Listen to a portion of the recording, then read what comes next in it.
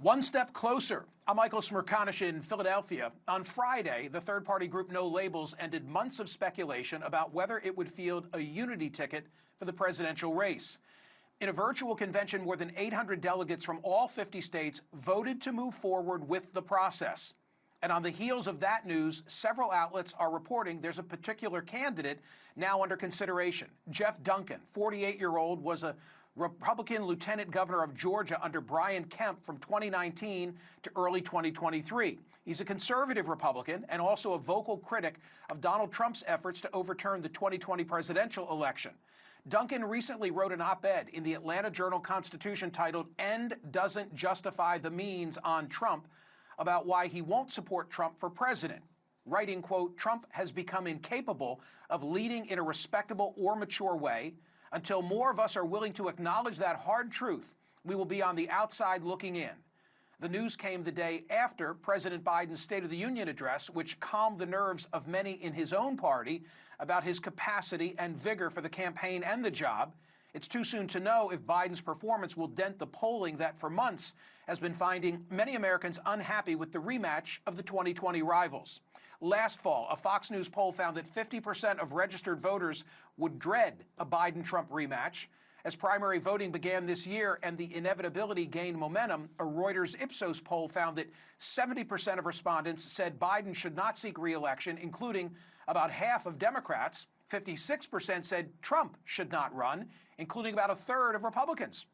And most Americans don't identify as Republicans or Democrats. The most recent Gallup poll on party affiliation finds 42% now say they are independent.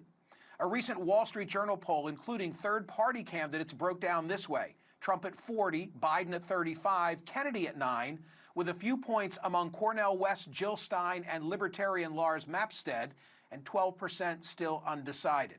Complicating the No Labels bid, several names, including Senator Joe Manchin, former Maryland Governor Larry Hogan, even Nikki Haley, have already said they will not run as No Label candidates. There's also the issue as to whether a Haley or Dean Phillips, for that matter, would run afoul of state sore loser laws, which bar candidates who sought and failed to win a party's nomination from then running in the general as an independent or for another party.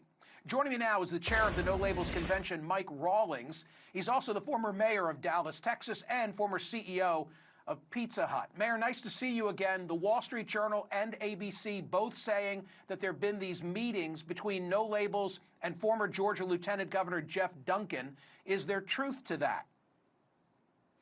Well, I think we're getting out over our skis here. Good to talk to you, Michael.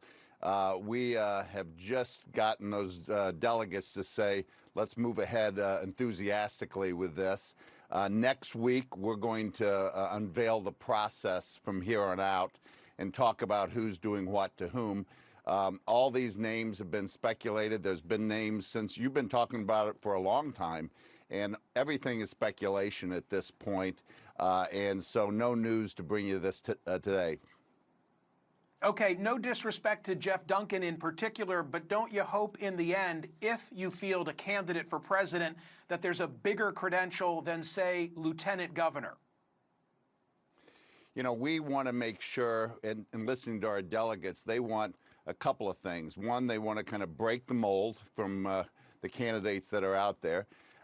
Second, that they make sure that we've got a path to the White House and that those candidates are winnable.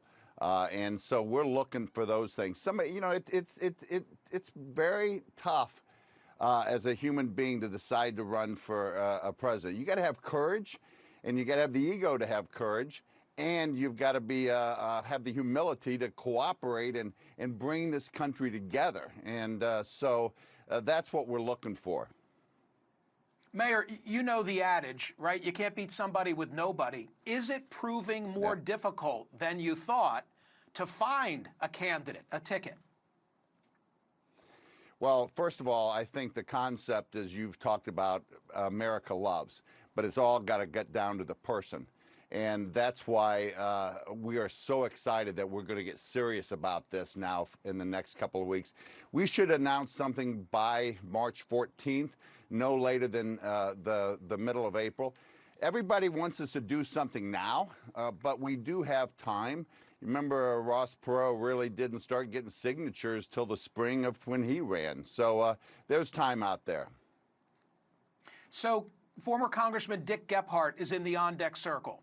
I know that he's written a letter to No Labels as well as to third-party candidates already running, saying in short order, if by July 1 you're not in a position to document that you can actually win this thing, that you're on ballots to get 270 electoral votes and that you're competitive in at least 5 of the battleground states, then you ought to stand down. Does that seem like a fair proposal or challenge from Congressman Gephardt?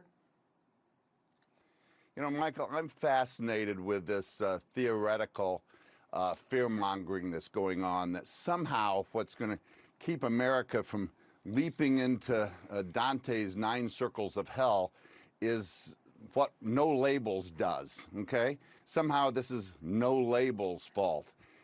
The Democrats, this is my party, my whole life, okay, have done this to themselves with quixotic windmill chasing, with bad talking points, with the candidate that they chose. This is what the Democrats have done. No Labels is just speaking for the common sense majority that says we got to have a better way out of this thing. Do I fear Donald Trump? I'm very, Mayor, and I know all the polling data because I do discuss it constantly. Most people want a choice. That's what they've consistently said. And a plurality of the country, I just had the Gallup data in there again, are independent, not R or D. Before you leave me, respond to the person watching who says, and you've heard this too, in any other cycle, this would be worthy of pursuit, but you can't do it in this cycle because Donald Trump is perilous to democracy. You say what to that? We're going to get run over by the Donald Trump train, okay? We didn't tie the Democrats to this track. We were the ones that saw this coming and say, get off the track. Let's do this in a different way. Let's talk about common sense issues. Let's get common sense leadership. Let's take accountability in this country. You know, as opposed to like pointing fingers and putting the blame game, let's stand up and let's say what we're going to do for America in this future. Mayor Rawlings, thank you for being here. I appreciate it. Thank you.